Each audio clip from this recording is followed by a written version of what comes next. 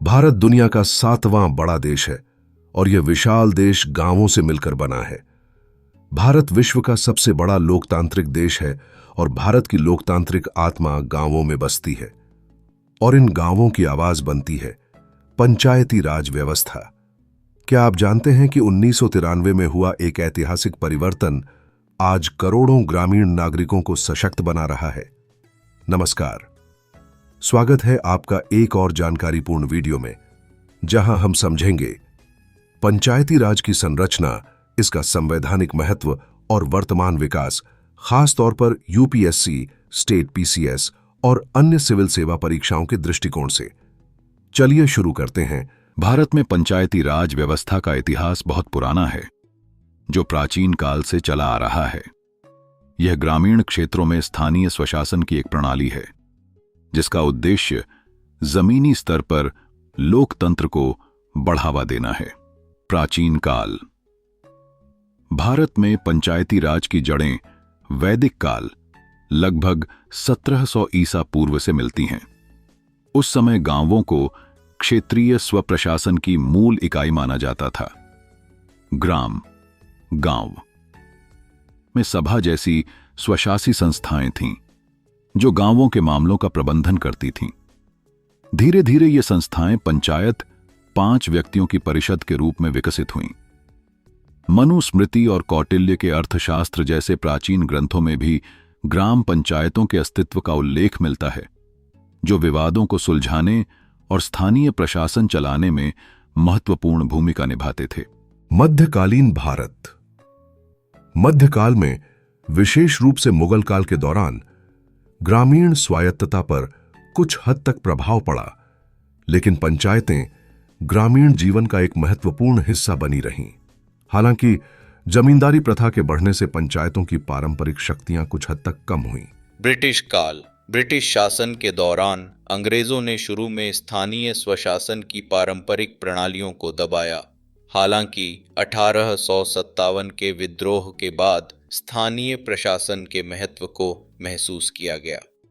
Lord Mayo का प्रस्ताव 1870, इसने स्थानीय संस्थाओं को कुछ शक्तियां और जिम्मेदारियां देकर उनके विकास को प्रोत्साहित किया। लॉर्ड रिपन का प्रस्ताव 1882। लॉर्ड रिपन को भारत में स्थानीय स्वशासन का जनक माना जाता है। उन्होंने स्थानीय निकायों को बढ़ावा देने के लिए कदम उठाए, जिससे उन्हें और अधिक शक्तियां मिलीं। इसे भारत में स्थानीय लोकतंत्र का मैग्ना कार्टा माना जाता है। रॉयल कमीशन ऑन डिसेंट्रलाइजेशन 1907 से 1909। इस आयोग ने ग्राम पंचायतों के लिए सिफारिशें की, लेकिन उन्हें पूरी तरह से स्वीकार नहीं किया गया। मॉन्टेग्यू चेम्सफोर्ड सुधार 1919। इन सुधारों के तहत स्थानीय सरकार को मंत्रियों के अधीन कर दिया गया, जिससे पंचायत संस्थाओं को पुनर्जीवित करने के लिए कई कानून बनाए गए। स्वतंत्रता के बाद महात्मा गांधी ने ग्राम स्वराज, ग्राम स्वशासन की वकालत की, जिसमें प्रत्येक गांव अपने मामलों के लिए जिम्मेदार होता। संविधान निर्माताओं ने भी पंचायती राज के महत्व को समझा। संविधान के अनुच्छेद 40 के अनुसार यह राज्य सरकारों को ग्राम पंचायतों को संगठित करने और उन्हें स्वशासन की इकाइयों के रूप में कार्य करने के लिए आवश्यक शक्तियां और अधिकार प्रदान करने का निर्देश देता है। बलवंत राय मेहता समिति 1957। इस समिति ने लोकतांत्रिक विकेंद्रीकरण की योजना की सिफारिश की, जिसे बाद में पंचायती राज प्रणाली के रूप में जाना गया। समिति ने त्रिस्तरीय पंचायती राज व्यवस्था, ग्राम स्तर पर ग्राम पंचायत, ब्लॉक स्तर पर पंचायत समिति और जिला स्तर पर जिला परिषद का सुझाव दिया। पंचायती राज का उद्घाटन 2 अक्टूबर 1959 को जवाहरलाल नेहरू ने राजस्थान के नागौर जिले में पंचायती राज व्यवस्था का उद्घाटन किया। राजस्थान पंचायती राज को लागू करने वाला पहला राज्य बना, जिसके बाद 11 अक्टूबर 1959 को आंध्र प्रदेश ने भी इसे अपनाया। अन्य समितियां।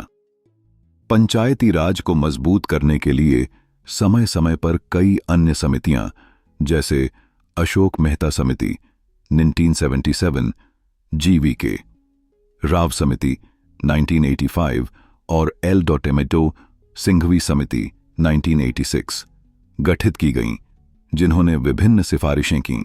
73rd संवैधानिक संशोधन अधिनियम 1992।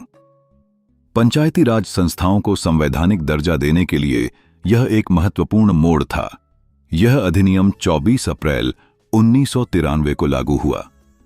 इस अधिनियम ने भारतीय संविधान में पार्ट 9 पंचायतों और 11वीं अनुसूची को जोड़ा।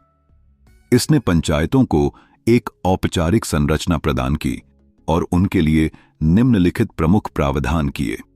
त्रिस्तरीय प्रणाली, ग्राम, मध्यवर्ती और जिला स्तर पर पंचायतों की अनिवार्य स्थापना, नियमित चुनाव, हर 5 साल में पंचायतों के लिए अनिवार्य चुनाव, आरक्षण, महिलाओं, अनुसूचित जातियों SC और अनुसूचित जनजातियों ST के लिए सीटों का आरक्षण, वित्तीय स्वायत्तता, पंचायतों को वित्तीय अधिकार देना और राज्य वित्त आयोगों की स्थापना, राज्य चुनाव आयोग, पंचायती राज संस्थाओं के चुनाव कराने के लिए राज्य चुनाव आयोगों की स्थापना। संक्षेप में, भारत में पंचायती राज का एक समृद्ध और जटिल इतिहास है, जो प्राचीन काल से लेकर आधुनिक संवैधानिक ढांचे तक फैला हुआ है। यह ग्रामीण विकास और जमीनी स्तर पर लोकतंत्र को मजबूत करने के लिए एक महत्वपूर्ण प्रणाली रही है। वर्तमान विकास 2023-2025। ये current developments in panchayati raj institutions. 1.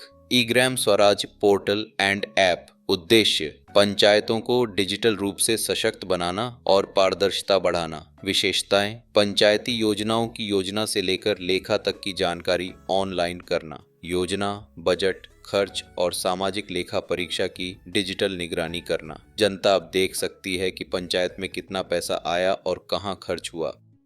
2023-24 में ई-ग्राम स्वराज को PM गति शक्ति पोर्टल से जोड़ा गया है ताकि भौगोलिक जानकारी भी पंचायत स्तर पर उपलब्ध हो सके।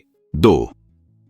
स्वामित्व योजना अर्थात survey of villages and mapping with improvised technology in village areas. प्रधानमंत्री नरेंद्र मोदी द्वारा 2020 में लॉन्च किया गया। इस योजना में ड्रोन तकनीक के माध्यम से ग्रामीण क्षेत्रों की संपत्ति की मैपिंग की जाती है। प्रॉपर्टी कार्ड जारी कर ग्रामीणों को उनकी संपत्ति का वैध अधिकार मिल रहा है। भूमि विवाद कम हो रहे हैं और ग्रामीण ऋण आसानी से ले पा रहे हैं। 2025 तक यह योजना भारत के लगभग सभी गांवों को कवर करने का लक्ष्य रखती है। 3. 15वें वित्त आयोग की अनुशंसा द्वारा फंड का सीधे ट्रांसफर। पहले फंड राज्यों के माध्यम से पंचायतों तक जाता था, जिससे विलंब होता था। अब 2020-26 की अवधि के लिए 15वें वित्त आयोग ने 2.36 लाख करोड़ रुपए पंचायतों के लिए सीधे DBT के जरिए ट्रांसफर करने की सिफारिश की है। इसमें 50% बेसिक ग्रांट और 50% टाइड ग्रांट जैसे जल, स्वच्छता आदि के लिए शामिल हैं। 2023-25 में अब तक 70% से अधिक पंचायतें बैंक खातों को डिजिटली लिंक कर चुकी हैं। 4. RGSA राष्ट्रीय ग्राम स्वराज अभियान। यह एक केंद्र प्रायोजित योजना है जिसका लक्ष्य है पंचायत प्रतिनिधियों की क्षमता और प्रशिक्षण को बेहतर बनाना। इसमें ई-लर्निंग मॉड्यूल्स, ऑनलाइन कोर्सेज और डिजिटल सर्टिफिकेशन शामिल है। विषयों में प्रशिक्षण, वित्तीय प्रबंधन, जलवायु परिवर्तन, महिला नेतृत्व, सामाजिक न्याय आदि भी इस योजना के कार्य है। 2025 तक हर पंचायत प्रतिनिधि को न्यूनतम 20 घंटे का प्रशिक्षण अनिवार्य किया गया है। 5. महिला सशक्तिकरण और 50% आरक्षण। वर्तमान में 20 से अधिक राज्यों ने पंचायती संस्थाओं में महिलाओं के लिए 50% आरक्षण लागू किया है। महिलाओं के लिए विशेष नेतृत्व प्रशिक्षण RGSA के तहत दिया जाता है। महिलाएं अब सरपंच, समिति अध्यक्ष और वित्त प्रमुख जैसे पदों पर प्रभावशाली भूमिका निभा रही हैं। 2025 तक ग्रामीण विकास मंत्रालय महिला पंचायत नेटवर्क बना रहा है जो महिला नेतृत्व को सहयोग करेगा। 6. जलवायु लचीला ग्राम विकास योजना, क्लाइमेट रेजिलिएंट GPDP। इस योजना में ग्राम पंचायतों को जलवायु परिवर्तन के प्रति सजग और अनुकूल योजना बनाने का निर्देश दिया जाता है। वृक्षारोपण, जल संचयन, सौर ऊर्जा और आपदा प्रबंधन पर ध्यान केंद्रित किया जाता है। पंचायत प्रतिनिधियों को क्लाइमेट फेलोशिप्स व प्रशिक्षण दिया जाता है।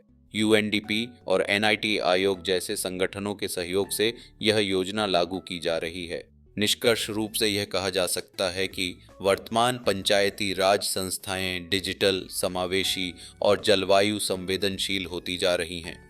2025 तक भारत सरकार का लक्ष्य है कि हर पंचायत सशक्त, पारदर्शी और जवाबदेह बने। यह लोकतंत्र की नींव को और मजबूत करेगा। दोस्तों, पंचायती राज केवल एक प्रशासनिक व्यवस्था नहीं, बल्कि भारत के लोकतंत्र की रीढ़ है। अगर आप UPSC या किसी भी प्रतियोगी परीक्षा की तैयारी कर रहे हैं, तो यह विषय न केवल स्टैटिक GS का हिस्सा है, बल्कि समसामयिक घटनाओं से भी जुड़ा हुआ है। अगर यह वीडियो आपको जानकारीपूर्ण लगा हो, तो लाइक करें, शेयर करें और हमारे चैनल को सब्सक्राइब करना न भूलें। अगले वीडियो में फिर मिलेंगे, एक नए टॉपिक के साथ, एक नई समझ के साथ। जय हिंद, जय भारत।